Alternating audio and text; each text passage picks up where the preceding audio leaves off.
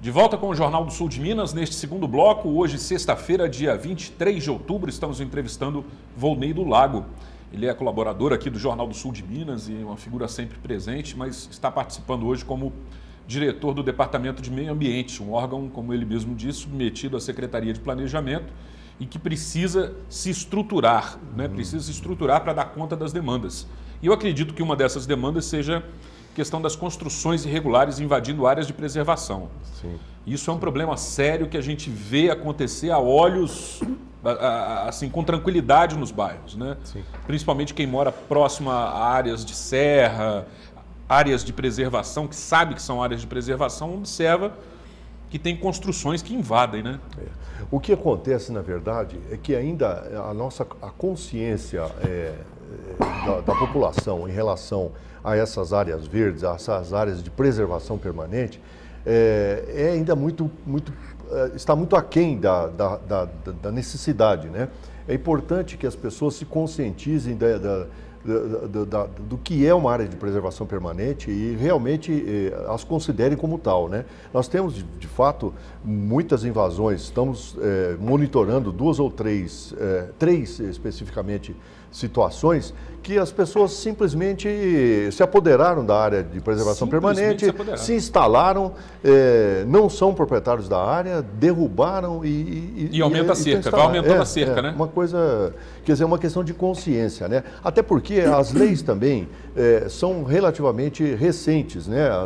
As leis que definiram claramente o Código Florestal, que definiram claramente essas áreas de preservação permanente, a extensão delas, o que deve ser feito para conservá-las. Então, tem áreas de proteção permanente e áreas de proteção ambiental. E as pessoas não querem saber se é ambiental ou se é permanente e invadem do mesmo jeito. Todas, não faz diferença. Como reverter isso?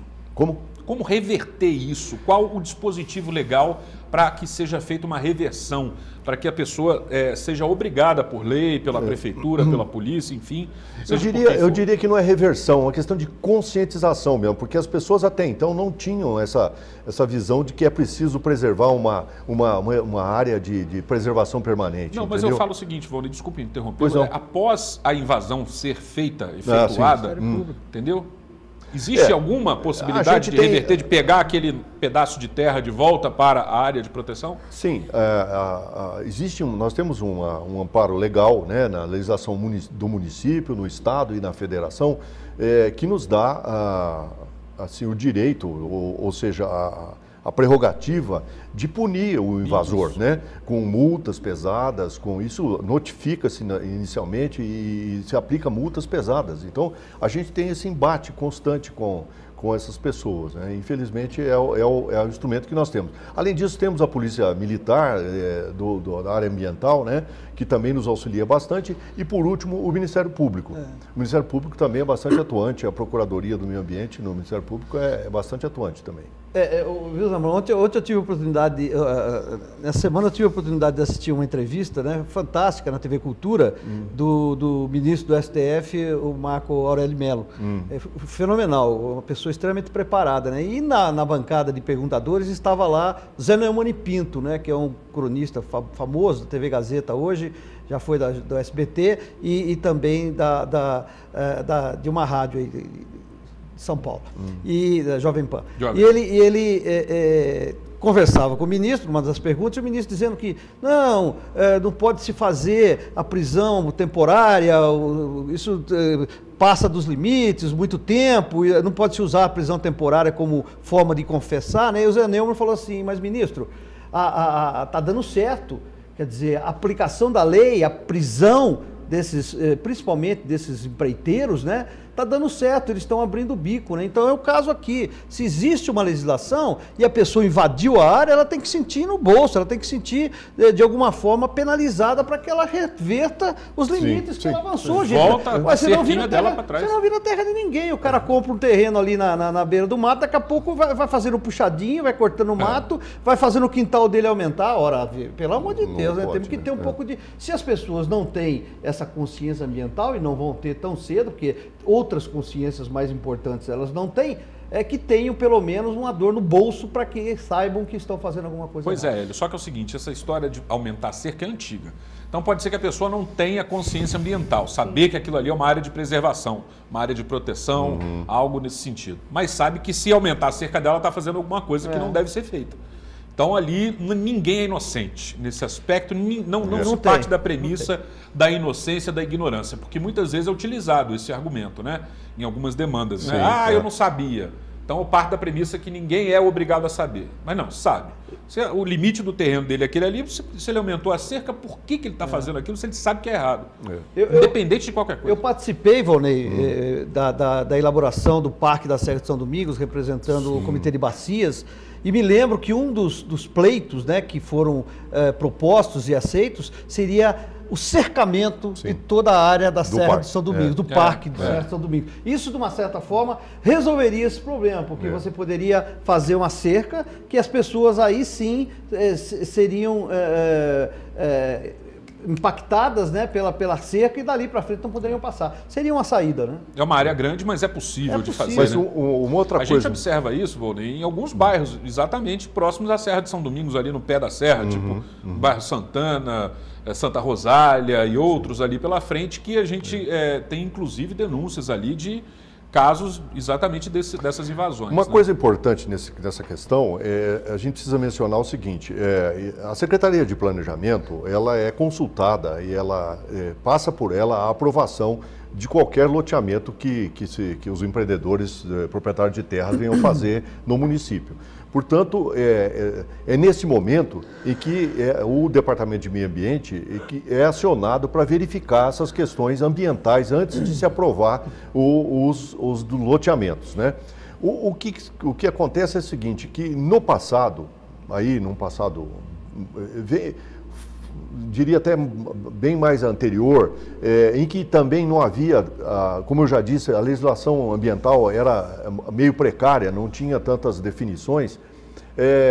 Essas aprovações à margem do Parque da Serra de São Domingos e mesmo em alguns outros loteamentos, não se observava com tanta acurácia essa questão do meio ambiente.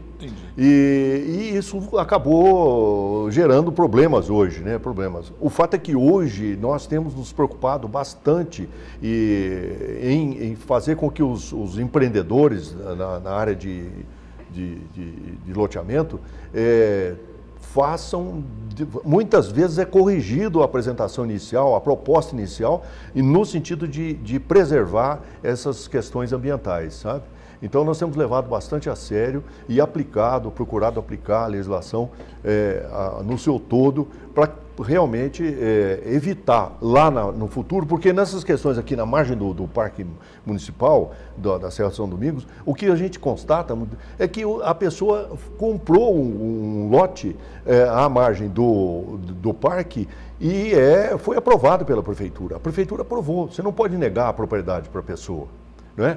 Então, o que nós temos feito, quando acontece, a pessoa quer tomar posse e tem que derrubar uma árvore ali à margem do parque, dentro da sua propriedade, é fazer com que ele faça a compensação em outro local. Quer dizer, infelizmente, corta a árvore para construir uma casa, mas ele tem que, então, compensar. Isso nós temos feito os PTRFs e as pessoas têm compensado em outro lugar o plantio de árvores, entendeu?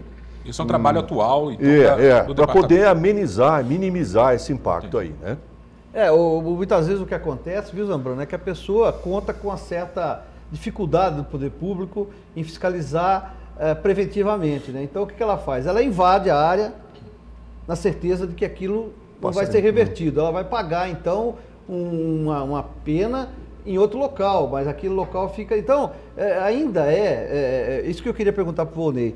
Como é que funciona a estrutura do departamento hoje? Os fiscais, eles vão à fiscalização normalmente ou eles funcionam com denúncias? Então, infelizmente nós não temos número suficiente, recurso suficiente para fazer a fiscalização preventiva, entendeu? Infelizmente não. Em alguns casos, a gente está sempre atento e tal, a gente consegue atuar preventivamente, mas Eu diria que 60% dos casos a gente atua sob denúncia, né? Principalmente contando com a colaboração da Polícia Militar. Sem né? dúvida, é um órgão importante nesse sentido, porque eles repassam Polícia isso pra Militar gente. Ambiental, né, que existe isso, aqui no departamento. É uma divisão. É. Mas veja bem, tem essas questões que são propriedades,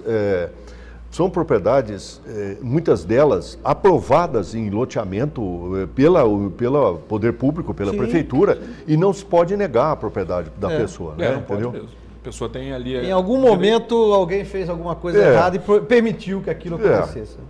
Como se falou, é realmente uma preocupação nova, né? Sim, é relativamente de novo. uma década, 2 décadas atrás no máximo. Ok, é tempo da gente fazer um novo intervalo, é rápido, voltaremos já já.